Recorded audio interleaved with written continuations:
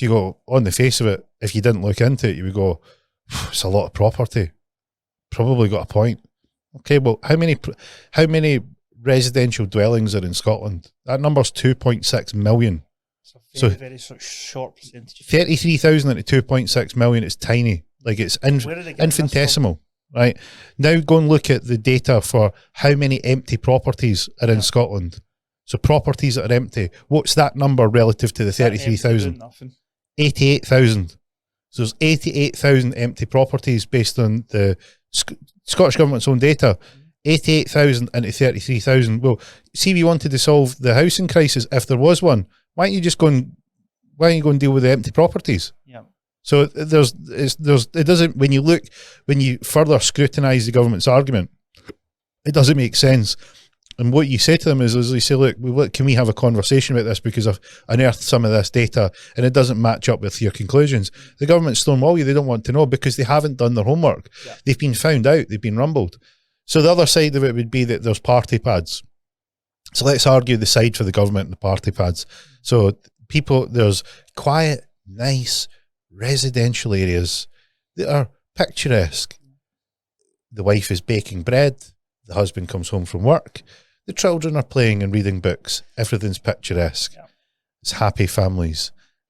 And Steve, John and Tam have booked Airbnb next door and are mad with it. Mm-hmm. They are smashed beyond belief and are wrecking this picturesque town, a picturesque image.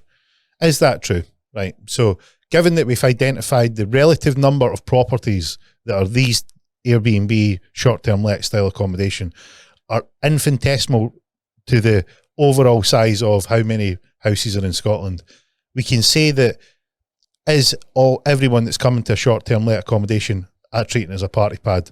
Absolutely not.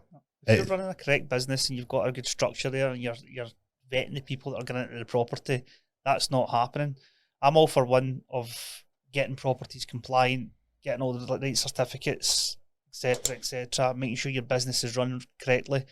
But to say that every single Airbnb is a party pad and it's causing issues with the residential area is just beyond a joke. You say that to somebody like a buy-to-let landlord. You take somebody who's got a buy-to-let landlord and you go, listen, like you've been involved with buy-to-let properties and you've been involved with serviced accommodation properties. Which one of you had more problems with? It's got to be buy-to-let, you know. Right. So, like, there's one that they've regulated it to death. They've regulated it to the point that it's putting people off entering that market. Yep. Right. They've regulated it to the tenant's favour to such a point that a tenant can go and cause havoc, not pay rent, and not be evicted. And there is nothing. They have hamstrung the police, they've hamstrung the council, and they've hamstrung the landlord. And it's the government's own doing. And then they've got the audacity to say, hey, look, you should let us regulate the next part of the industry. You're like, it's madness. It's educating the residents as well. I've spoke to many residents, like next door neighbours, etc., to some of our short-term let properties, and you're going to them, would you not rather us have a property that gets looked after, gets kept, maintenance gets kept up to date, bins are getting collected, place is looking good, we're vetting the people who are coming in, or would you want me to put wee Joe and Annie who are junkies into your property, who are partying every night, the place is a riot, they've never got the blinds open, the place smells, you know, so it's kind of educating the next door neighbours and the residents that way as well. And see when you actually speak to them about that, they're like, you're probably right, you know. Mm-hmm. Yeah.